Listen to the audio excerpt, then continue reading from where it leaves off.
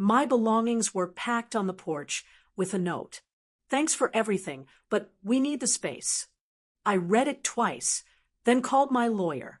My name is Dorothy, and I was just getting started. Ma, just take your junk and go. We need the space for the nursery. You're not contributing anyway. That was what she said. My daughter-in-law. No hesitation, no shame, just those words, thrown at me like a sack of old clothes. I had just come out of the laundry room, folding towels still warm from the dryer. I could still hear the soft hum of the machine, the smell of fresh linen on my palms. That smell mixed with the burn of her words. For a moment, I forgot how to breathe. My name is Dorothy. I am 69 years old. I have one son, one daughter-in-law, one grandson who calls me grandma only when someone reminds him, and a husband who left me 3 years ago, left this world not by choice but by cancer. Before he passed, he held my hand and said, "Dot, whatever happens, don't ever let them treat you like you don't matter." I said I wouldn't. I meant it then. But some things in life, some truths, you only see clearly when it's far too late. I used to own a small grocery store down in Austin. It was a humble little place where I sold more handshakes than canned goods, where folks came not just to buy, but to sit a while and talk. That store kept my family afloat. It paid for my son's college. It was how we survived my husband's illness. And it was mine. For years ago, I sold it. My son had come to me, tired, anxious, his shoulders heavy with bills and a failing job. His wife had lost hers, too. They were drowning in debt. Their house was in bad shape, barely livable for a child, let alone a growing family. So I did what any mother would do. I sold the store. I gave him nearly everything, every check, every bond, every dollar I had saved for my retirement, my golden years. He said, "Thank you." She didn't. I moved into their guest room. Not that I asked to. They said it was temporary, just until things got better, just until they got back on their feet, just until became 4 years. In those years, I cooked every meal, cleaned every floor, picked up their boy from school, nursed his fever when they had Zoom meetings, washed every bib, and paid for more than a few grocery runs. Not that they noticed. And still, I was never a part of the home. I remember one afternoon I was making my late husband's beef stew recipe. My fingers still knew how to chop the carrots, just right, how to stir the pot without letting it burn. I was humming when she walked in, her nose scrunched up as if I had spilled sewage on the stove. "It smells like arthritis cream in here," she muttered, not even looking at me. She didn't like old people food, said it lingered in the curtains. She started lighting scented candles around the kitchen as if I were a disease. Lavender, eucalyptus, things that burn my eyes, but not hers. I said nothing. Then there was the time her friends came over. I had just brought in fresh lemonade from the porch when she turned and with a bright laugh said, "That's just my husband's mother. She's staying with us for now." As if I were some stray she pitied, as if this weren't the same house I helped pay for, the same boy I raised from scraped knees to neckties. But I said nothing. It chipped away at me slowly, like water over stone. Little remarks, quick glances. The door that accidentally got locked when I was out on a walk. The gifts that never included my name. The Christmas photo I wasn't in because it was just a couple's shot. "Ma, don't take it personally."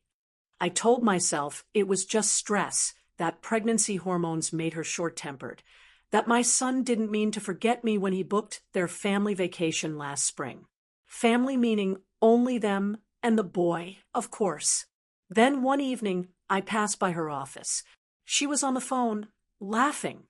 "Once we kick her out, we'll finally make this house ours," she said with a giggle so cruel it made me dizzy. I stood outside the door for a long time, wondering if maybe I had misheard, if she was talking about someone else. But deep down I knew she was talking about me.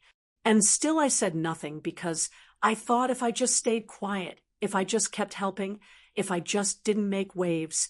They'd remember who I was. They'd see the woman who had sacrificed everything, who gave them her store, her home, her time, her hands, her heart. But no, they saw none of that. They saw an extra body in the house, a mouth to feed, a presence that reminded them of age and obligation. And so when she finally said it, when she looked me in the eye and told me to take my junk and go, something inside me stopped being quiet. Not angry, not loud, just still. Because silence isn't always surrender.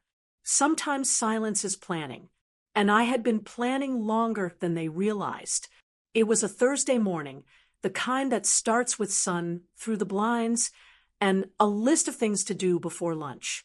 I had walked to the market like I always did, pushing my little cart with the wobbly wheel, the one my grandson once called Grandma's tractor. The strawberries were in season. I had planned to make cobbler, but when I turned onto our street, something shifted in my chest. The house looked different. Still the same roof, still the same white shutters, but the porch was full, not with people, not with packages, but with boxes stacked neatly like donations outside a thrift store. And there on top were my handwriting labels I had carefully written over the years, winter sweaters, photo albums, kitchen tools, moms, all sitting out in the Texas heat, like a garage sale no one had priced. I slowed my steps. Then I stopped completely. I saw my red kettle, the one I had boiled water in every morning for decades. I saw the Afghan I'd crocheted the winter my husband got sick, folded in a cardboard box like a forgotten towel. A stack of old picture frames. Me and my husband, young and laughing at some long-gone barbecue. Our son in a cowboy costume, smiling wide. My life, my memories, my belongings, all placed gently outside. But make no mistake, it was an eviction. I walked up the steps slowly. There was a note taped to one of the boxes, fluttering a little in the wind. Thanks for everything, but we need the space. No signature, no goodbye, just that. I stood there for a long time before. The door opened. She walked out like she was stepping into a casual afternoon. No guilt in her eyes, no sadness in her voice. "We'll send your mail," she said, her arms crossed. "Please don't make this harder than it already is." Harder for who? I wanted to ask. For you? Behind her, my son stood silent. Taller than me now, broader in the shoulders, but somehow smaller than he used to be. His eyes didn't meet mine. He just stared at the floor like a schoolboy waiting for the principal's scolding. I looked at him. I waited. He didn't say a word. I wanted to scream. I wanted to say, "Tell her this isn't right. Tell her this isn't how you treat your mother." But I didn't, because the silence said enough. I nodded just once, turned back to the boxes. I picked up the one with the sweaters, those I had knit when my fingers were stronger and my winters were colder. I held it close to my chest. No one helped me carry anything. I loaded what I could into a neighbor's borrowed car. The rest I left behind. Some memories are too heavy to lift when your heart has already broken. I stayed that night in a modest room above a florist shop run by a widow named Ruth who didn't ask questions. She just handed me a cup of warm tea and said, "You can stay as long as you need." That kindness undid me. I cried into her floral couch for 2 hours. That night, I couldn't sleep because on top of everything, there was something else, something that had bothered me for weeks, but I hadn't had the energy to confront. A quiet theft that now screamed in the dark. 3 weeks earlier, I had gone to retrieve my pearl necklace from the back of my closet. It was my wedding gift from my husband. Not expensive by today's standards, but precious beyond price. Each pearl had been handpicked. I had only worn it 3 times in my life. Once on my wedding day, once on our 25th anniversary, and once at his funeral. But it was gone. At first, I thought I misplaced it. My hands trembled for hours as I tore through every drawer, every pouch, every fold of cloth. I even checked the laundry, hoping I had somehow forgotten I wore it to church. But I knew better. And then came the baby shower. They threw it in the backyard. Balloons, cupcakes, catered food. I stood by the hedge, invisible, holding paper plates. No one asked me to sit. No one handed me cake. That's when I saw her. She was laughing, her hand on her belly, talking to her friends. And there, gleaming under the sunlight, was my necklace.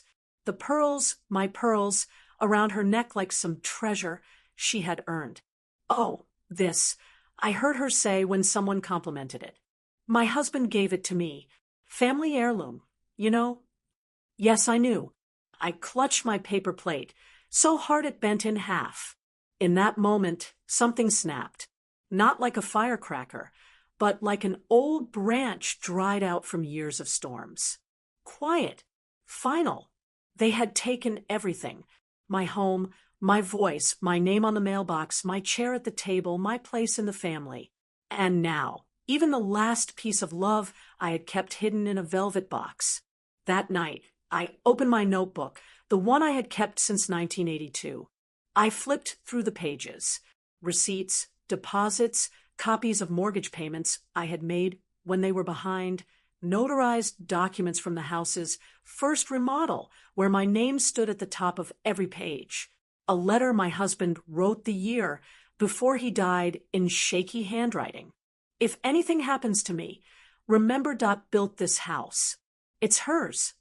I placed it all into a folder. Then I looked at my phone. I hadn't called him in years, but I knew the number by heart. When he answered, I didn't need to explain. Tom, I said, my voice steady. It's time. I did not slam the door when I left. I did not scream or curse or leave the stove running just to make a point. I did not break the dishes I had bought with my own money or tear the family photos from the walls like a storm through the past. I just packed quietly one suitcase, small, beige, with a tear on the side that I had stitched with navy thread. Inside, I placed 3 pairs of clothes, a warm cardigan, my reading glasses, my medications, a scarf my late husband had given me on our last trip to Galveston, and the small tin box I had kept hidden in the back of the closet behind the winter blankets. It was the only thing they hadn't touched. That box held what they never understood, what they never thought to ask about, what I had protected, not just from moths and time, but from their entitlement. Inside were 2 things. First, a stack of photos bound with twine, yellowed at the edges, some curling from the humidity, but still intact. Our wedding day, 1969. My husband in his only suit, me in a borrowed dress, smiling like fools who thought love could outlast gravity. Then the birth of our son, him learning to walk. Christmases where the tree was small, but the joy was enormous. And somewhere in the middle, photos of the grocery store we built from nothing. I kept them all. The second thing was the red notebook, leather-bound, soft at the corners from years of turning pages. I had started it when we bought our first house. I wrote in it every month, every transaction, every payment I made, especially after my husband got sick and I took over all the finances. Every check I wrote to fix the roof, every time I paid the property tax when my son forgot, every quote from contractors I hired when the plumbing went out, every loan I co-signed and paid off quietly so my son wouldn't have a foreclosure on his credit. Every single detail. And at the very back, folded neatly, was the letter. My husband's handwriting was shaky, but unmistakably his. If anything ever happens, this house is hers. She built it. I just signed the papers. He had written it the year before he passed. Not notarized, not official, but real, honest, the words of a man who knew who held up the roof. I placed that letter on top of the notebook. Then I zipped the suitcase shut. They did not ask me where I was going. They did not follow me outside. My son texted me 1 hour later. Just 5 words. Let us know you're safe. I did not reply. I walked 5 blocks to Ruth's place, the widow who ran the florist shop near the church. I had once helped her prune roses after a storm, and we had spoken in quiet nods ever since. She had a small room upstairs. She gave me the key and a blanket and a cup of mint tea. That first night, I sat on her balcony and watched the stars blink through city lights. And I felt nothing. Not anger, not sadness, just a dull kind of emptiness, like someone had scooped out everything I had left and replaced it with air. I was weightless and tired, but I was free. The next morning, I placed the notebook, the letter, and a copy of the house deed into a manila folder. I added the photo of my daughter-in-law wearing my stolen necklace, a screenshot of her Instagram where she had captioned it, "Family treasures passed down with love." Love. What a word. I stared at the folder for a while. It didn't feel like revenge. It felt like documentation, like I was just finally putting my name back on what had always been mine. I picked up the phone.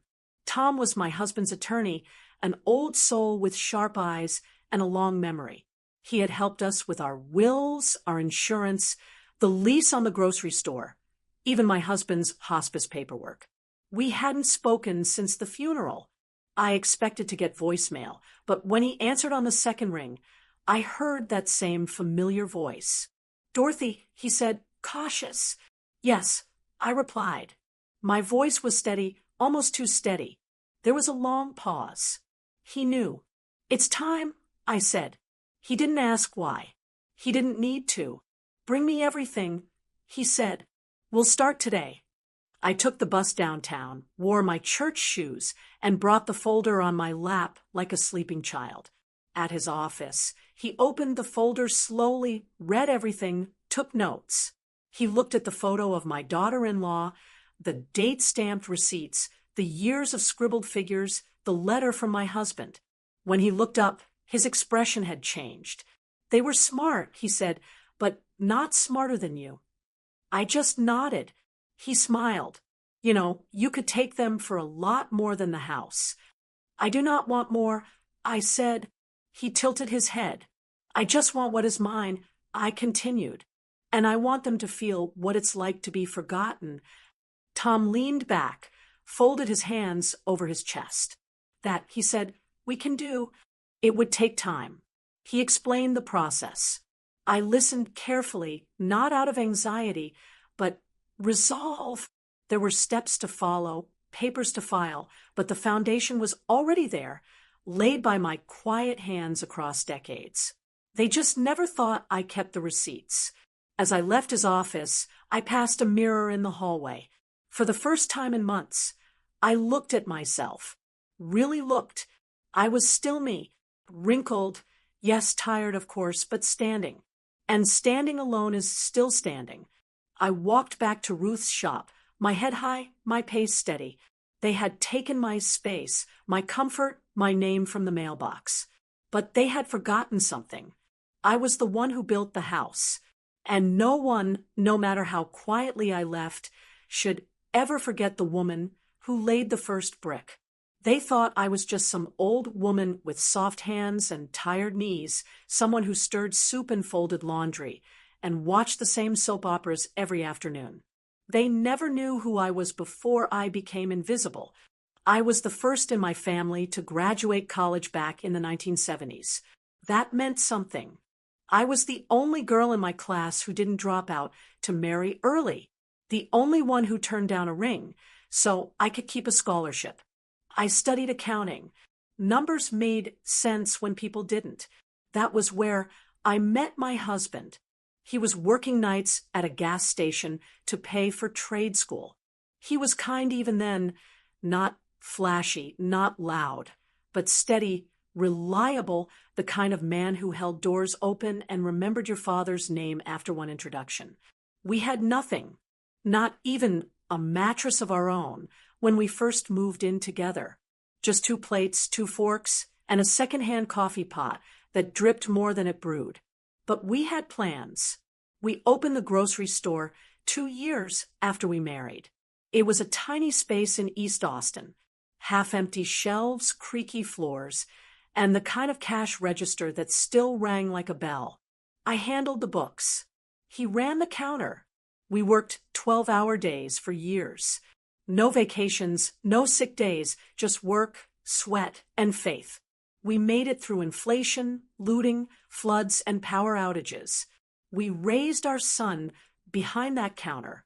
He used to sit on the milk crates with a juice box, pretending to tally up prices with a crayon. He used to tell his friends, "My parents own a store. They're important." I guess that changed. When we finally had enough money for a house, it was me who handled the mortgage. I negotiated every term, paid every fee, and stood in line at the courthouse to file the paperwork. The deed was in my name for the first 5 years. But one night, after my husband came back from a barbecue with some old friends, he sat on the edge of our bed, quiet. They kept asking who owned the house, he said. And it makes me feel small, like I can't even say it's mine. So I transferred the deed. No questions, no bitterness, just a signature. Because love, I thought, meant lifting the person you love, even if it meant lowering yourself a little. He never asked me to, but he didn't stop me either. That was the beginning of me giving away parts of myself and calling it loyalty. After he passed, I found that old copy of the deed, still folded in his Bible. My name was faded from the ink, but not from the memory. What my son never knew was that without me, they would not have had a house to live in. That every time they missed a bill, I was the one who caught it before it bounced. That I paid off their credit cards twice silently just to protect his credit score. That when the water heater broke, I called the plumber. When the fridge stopped cooling, I ordered the new one. All under the same roof, where they told me to stay quiet. I remember one night during the second trimester of my daughter-in-law's pregnancy. She was complaining about the water pressure in the guest bathroom. I offered a suggestion, just a gentle comment about replacing the old pipe system that I had helped install years ago. My son looked up from his phone, annoyed. "If you wanted a say," he said, "you should have paid for more." I felt like the air had been sucked out of the room. I had paid with every dollar in my savings, with every sleepless night worrying about their bills, with every casserole, every late-night fever check, every time I held my tongue when she mocked my food, my hair, my silence. But to him, that meant nothing. To him, love was only counted when it came with an invoice. I remember sitting on the porch that night after they went to bed. The sky was clear, but the stars looked different, distant, as if even they were turning away. I thought of all the women in my family who never got to be old, who never got to tell their stories. My mother who scrubbed floors until her hands cracked. My aunt who raised 5 children and was buried in a borrowed dress. I thought I had broken the cycle. I thought building something would protect me. One night after she mocked my cooking again, I packed a bag, just a small one. I sat on the edge of the bed, holding my keys, ready to walk out without a word. But then I heard his footsteps, my grandson padding through the hallway in his pajamas. He knocked once. "Grandma, did you make triangle toast?" he asked. I unpacked the bag that night, not because they deserved me to stay, but because he did. At least I thought so then. But here I was, erased. And the cruelest part, they weren't monsters. They were just indifferent. They didn't hate me. They just didn't think I mattered enough to hate. And in many ways, that hurt more. So I decided to let them keep their version of the story. The one where I was just Ma, a quiet presence in the background. The one who helped out, but didn't do much. The one who was lucky to have a room, a roof, a place to stay. Let them believe that. Because soon the truth would walk through the front door with paperwork in hand. And when it did, they would finally see me not as a burden, but as the builder, as the name they erased from the deed, as the woman who had been silent for far too long. The day they celebrated the coming of new life was the same day I reminded them of who had given them the one they already had. It was a sunny Saturday, the kind where the Texas heat wraps around your shoulders like a warning. They had strung pastel streamers across the backyard fence, lined folding tables with tiny cupcakes and baby blue plates, and taped "It's a boy" banners to the patio windows. I watched from across the street behind the tinted window of Tom's car. He had insisted on driving me past the house, not out of cruelty, but closure. "They think it's a beginning," I murmured. Tom nodded. "It is, just not the one they expected." At exactly 2:15 p.m., his assistant walked up the front path in a pressed gray suit, holding a thick envelope in one hand and a small box in the other. I watched as she rang the doorbell and waited. It was my daughter-in-law who answered. She was dressed in pink satin and my pearls, looking every bit the hostess she always wanted to be. She smiled out of habit, not recognition, but the moment the assistant handed her the envelope, her face shifted from confusion to suspicion to fear. She didn't open it right away. She just held it like it might explode. Then the assistant pointed at the box and said something. I couldn't hear the words, but I knew what they were: inventory, evidence, the law wrapped in manners. Inside that envelope was everything, almost everything. There was a moment when I asked Tom if I should press charges for the stolen necklace. His response was calm. "You could," he said, "but it would cost time, energy, and your peace. You're already taking back what matters most. Let that be enough." And it was. The notice of asset repossession, a formal eviction signed and sealed by the court, a notarized summary of the house's financial records, proving that the down payment, the remodeling costs, and even the property tax for the last 3 years had all come from my account.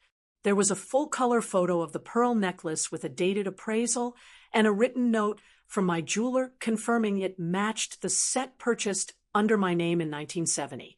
There were printouts of text messages.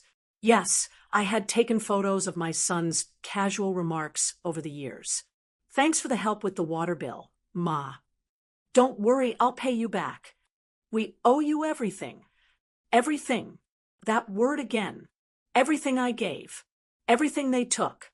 And now everything they would lose. Tom." And I drove away before the first guest even noticed anything was wrong. He didn't ask me how I felt. He knew better. Some silences are sacred. But later that afternoon, my phone lit up like a Christmas tree. The first call was from my son.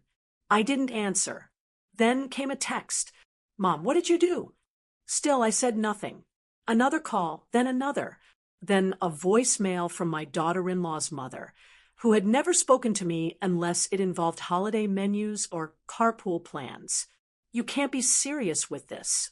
During her pregnancy. This is cruelty. Cruelty.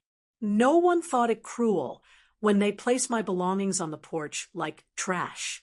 No one called it cruel when they locked me out of the family photo album or whispered about freeing up space like I was furniture. No one batted an eye when they took my necklace and called it an heirloom. But now that the consequences had arrived in a manila envelope, they remembered the word. I put the phone on silent. By evening, I received one final message from my son, longer this time. It began with, "I wish you had just talked to me," and ended with, "We didn't mean to hurt you." But intentions don't scrub away impact, and silence is still a choice. He made his day after day, standing behind her with crossed arms and lowered eyes, watching the woman who raised him be erased one subtle insult at a time. I once believed forgiveness had to be offered to everyone, but some apologies come too late to matter. I spent that evening at Ruth's, helping her trim sunflowers in the back room of the shop. She didn't ask questions. She just handed me gloves and a pair of shears.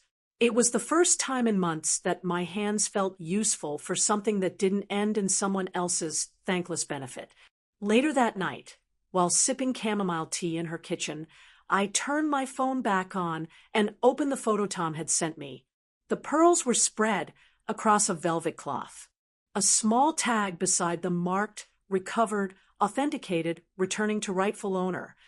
I touched the screen gently, not out of vanity, not out of vengeance, but because those pearls represented something they never understood.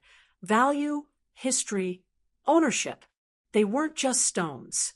They were proof that I had existed, loved, sacrificed, and still had the right to take up space. The next morning, Tom called. "They'll have 30 days, he said. "Then it's yours again." "Let them stay the full term," I said calmly. "Let them sit in it a while." "You sure?" "Yes. I want them to look around that house every day and realize it was never theirs to begin with.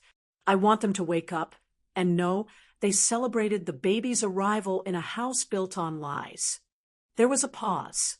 "Dorothy," he said quietly, "you're something else." I smiled, the first real smile in weeks. "I used to be," I said. "Now I'm just remembering." That day I packed a small bag, not with clothes, but with copies. Copies of every document, just in case. I placed them in a fireproof lockbox under my bed, not because I didn't trust the law, but because I had learned never to trust people who say we're family right before they take what's yours. Over the next few days, my phone quieted. No more calls, no more texts, just silence. And that silence, it felt like justice. It was 2 days after the envelope arrived when I heard the knock. 3 sharp taps, firm, then still. I knew it was him before I even opened the door. Mothers know the weight of their children's footsteps, even after they forget how to say your name with love.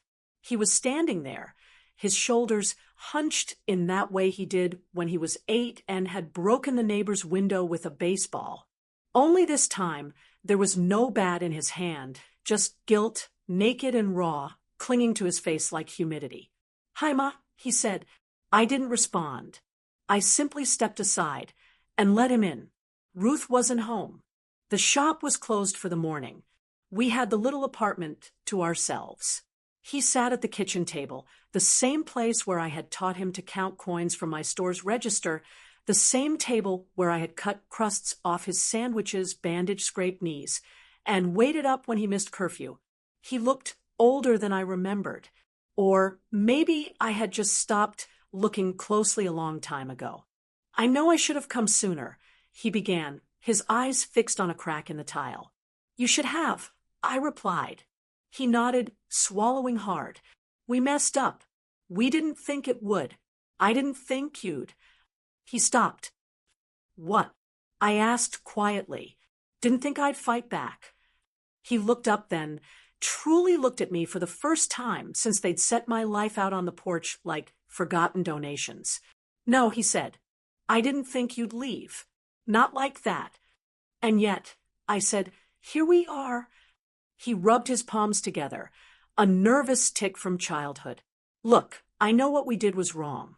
Kicking you out the way we did it. It wasn't fair. And the necklace, I didn't know she took it. I swear. But I should have asked. I should have paid attention." Silence settled between us like fog, thick, cold. "I let things happen," he continued. "I thought staying quiet was keeping the peace." I raised my eyebrows. "No, son," I said, "you didn't keep peace. You kept her comfortable. You let her disrespect me under my own roof. You let her erase me piece by piece while you stood there and watched." He opened his mouth, then closed it again. There was nothing left to say. "I cooked for your family. I paid your bills. I gave up my retirement, my business, my name on the house because I believed you were worth it. And when she told me to take my junk and leave, you stood behind her like a child hiding behind his mother's apron." He flinched. I didn't know what to say. He whispered. "You didn't have to say anything," I said. "You just had to stop her." A long breath passed between us. He dropped his head into his hands. "I'm sorry, Ma." I looked at him. Not the boy I raised, not the man he pretended to be, but someone in between. Lost small. You called me family, I said, but family doesn't make you invisible. Family doesn't throw you away when you've given everything. He wiped his eyes with the sleeve of his shirt. We want to fix this, he said. I want you to come back. We'll figure it out. We'll make room. No, I said, firm, calm. I don't want a room, I continued. I want respect. I want memory. And I want my name to mean something in that house again. Not because I paid for it, but because I mattered. He nodded slowly. You do now. I corrected. I matter now because you're afraid of losing everything, not because you remember what I gave. He closed his eyes. Then gently he reached across the table, not to hold my hand, but to place a folded piece of paper down. It was a drawing, crayon and glitter bent at the corners. My grandson's handwriting scrolled across the top. To Grandma, I miss you. I stared at it not for sentiment, but for proof that at least one person in that house had noticed my absence. I'm not doing this to hurt you, I said finally. I'm doing this because I deserve to be seen. Not just remembered when it's convenient, not just needed when it's helpful. Seen. He nodded again, the tears now fully falling. I'm sorry, he said, his voice breaking. I know. We sat in silence for a while. He didn't ask for forgiveness. I didn't offer it. Some wounds aren't stitched with apologies. Eventually, he stood. I'll call Tom, he said. Tell him we're leaving the house by the deadline. Good, I said. He paused at the door. Ma, he said softly, if it matters. I do love you. I nodded. It matters, but it's not enough. He left, and I exhaled for the first time in weeks. There were no hugs, no dramatic goodbyes, no swelling music or last-minute revelations. Just truth, cold, clean, and final. I did not weep after he left. I did not feel victorious. I did not even feel satisfied. But I felt something better. Balanced, like the scales had finally tipped back to where they belonged.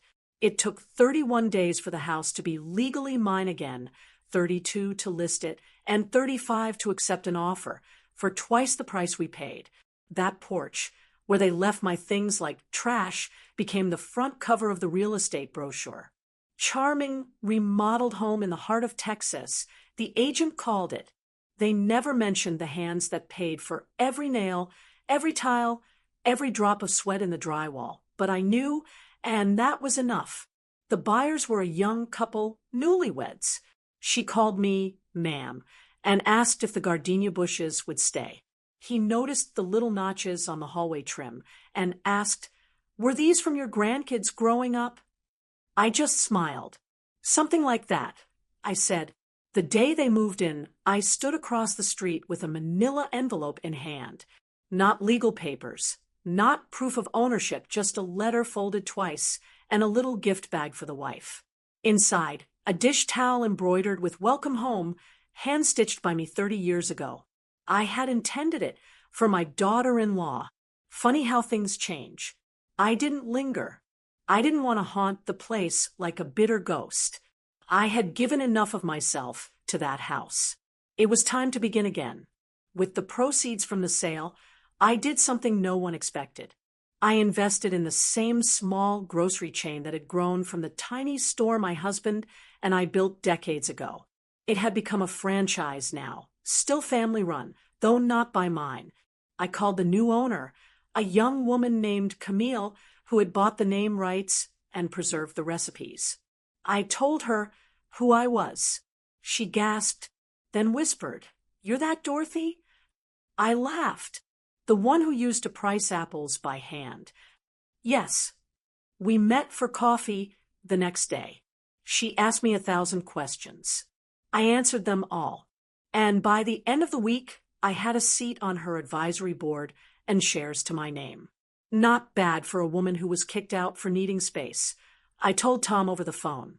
You're not just getting space, he said. You're taking back legacy. Exactly. I found a penthouse in the city, not huge, but bright, with a balcony with room for morning tea, and the cactus I had kept alive for years, the one my husband gave me on our anniversary. Like us, he said, tough, quiet, and hard to kill. It had bloomed once, the year after he died. I placed it near the window, and for the first time in a long time, I didn't feel lonely, just whole. I spent the mornings listening to the city wake up, people rushing below with coffee cups and tangled earbuds. I watched them with quiet amusement, sipping tea from a cup older than some of their shoes. In the afternoons, I walked to the bookstore down the block. The clerk, a boy with chipped nail polish and nervous energy, learned my name by the third visit. Miss Dorothy, the memoir section's over there again. He'd say like it was a secret. I liked him. He reminded me that the world was still young, even if I wasn't. But there was one thing left undone. One small thread that tugged at my heart in the quiet hours just before sleep. My grandson. He had not called, not written. I didn't expect him to. Children learn silence from the grown-ups around them. And if his parents had taught him anything, it was that absence can sound like love when said politely enough. There was one moment I never told anyone about. A Tuesday afternoon, maybe a month before I left, he ran in from school, his backpack half open, his shoes untied.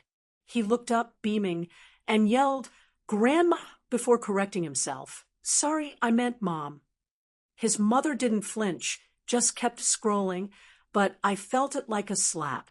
Even his slip of the tongue had been trained out of him. That was the day I stopped baking his favorite cookies. But I remembered him. I remembered how he used to tug at my apron, asking for triangle toast, how he'd sit in my lap, tracing the veins on my hands, whispering, "You're like a map." So I made him something. Not a grand gesture, not a lecture, but a photo book. I spent hours printing old pictures, scanning them, choosing the ones where we smiled the most, even if the years after had stolen those smiles. I added captions in my handwriting beneath each one. "Your father's first bike ride. The store before the storm. You, age 3, with jelly on your chin." On the last page, I taped a note. Just one sentence. "If you ever read this, know that Grandma didn't leave. She just kept living." I wrapped the book in brown paper and tied it with string. I mailed it with no return address, just a sticker that said, "For when you're ready." And I let it go. That was the final gift I gave, not to them, but to myself. The gift of freedom is not just walking away. It's choosing what to carry. And I chose not to carry bitterness. Not because they didn't deserve it, but because I deserved peace more. Some people want closure. Others want revenge. Me, I just wanted room to breathe. And now, with my cactus, my city view, my name on a business I helped build, and a silence that no longer hurts, I finally had it. Space mine earned. The house did not sit empty for long. I could have sold it outright, but I chose not to. There was something poetic about keeping the deed in my name, a quiet kind of justice, inked in patience. Instead, I found tenants, a young couple no older than my son had been when he first brought his wife home. They were school teachers, modest, kind, and deeply respectful. During the walkthrough, the husband noticed the hooks by the back door and smiled. Perfect for my mother's gardening hats. He said, I paused. "She lives with you?" I asked gently. "Oh, yes," the wife answered without hesitation. "She's been with us since my father passed. She helps with dinner, takes care of the kids when we're both working. We'd be lost without her." I watched the way they looked at each other, the way they mentioned her like a blessing, not a burden, and right then I knew the house would be in good hands. I gave them the lease at a fair price. They insisted on paying more. "No," I told them, handing back their check. "Just promise me you'll treat every room like it remembers something, because it does." That living room remembers the sound of a boy playing with wooden trains. That kitchen remembers a mother stirring gumbo while humming to herself long before the smell was mocked. That porch, yes, even the porch remembers the weight of silence. And now it deserved better. I left the key under the mat and walked away. Across town, my son and his wife had moved into a rental, a small duplex near the highway, far from the suburban quiet they used to claim as theirs. I heard from Tom that the landlord was strict, rent was high, and for the first time in their marriage, they were paying every dollar themselves. They had to sell the nursery furniture and couldn't afford a second car. She went back to work 6 weeks postpartum. He picked up weekend shifts at a hardware store. I did not rejoice in their struggle. That was never the point. But I also did not feel sorry. This was not revenge. It was reality unfolded, unfiltered, and finally fair.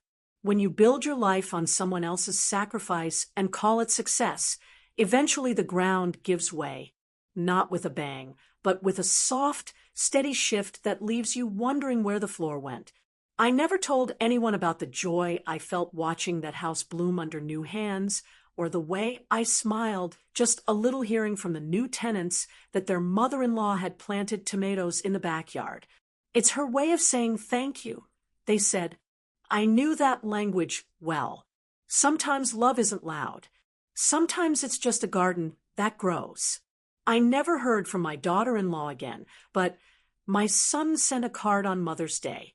No signature, just a photo of my grandson holding up a crayon drawing of what looked like a cactus. I placed it on my fridge, not because I forgave him, but because some parts of us deserve to stay soft, especially when the world tries to make us hard. In my new place, mornings are quiet. I drink my tea. I read the newspaper. I listen to the sound of a city that doesn't know my name, and I love it for that. No one here calls me Ma with contempt. No one sighs when I walk into the room.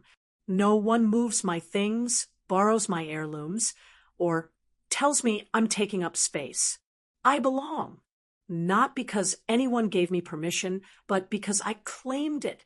Some nights I sit on the balcony with my cactus blooming beside me and think about everything I used to accept. The insults masked as jokes. The dinners eaten in silence, the invisible labor I offered in exchange for crumbs of kindness. I think of the day they packed my life into boxes and placed them on the porch like I was a package marked return to sender. And I smile because now I know what they never did. I was never disposable. They wanted space, so I gave them emptiness. They wanted freedom, so I gave them mine. They wanted a home without history, a house without memory, a life without me. So I gave them exactly that. And when the final deed was done, when the last check cleared and the porch was swept clean of my past, I did not take the house back. I took something greater. I took back my voice. The one they ignored at the dinner table. The one they talked over in the living room. The one they silenced with convenience until it roared inside of me like a storm waiting for its time. And this time I did not whisper.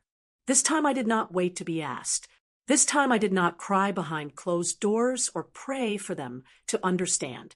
This time I spoke in contracts, in signatures, in silence, in full control of my own ending. No one had to lose for me to win, but they did because they gambled with something I built from scratch. And they bet on me staying small. They were wrong. So no, I did not get revenge. I got restoration. I got legacy. I got breath. I got peace. And I got a view from the top of the city where no one dares to call me just anything. I am Dorothy, mother, builder, and survivor. And if anyone ever asks what became of the woman they put out on the porch with a note and a thank you, tell them she lived louder than ever, and she was never quiet again.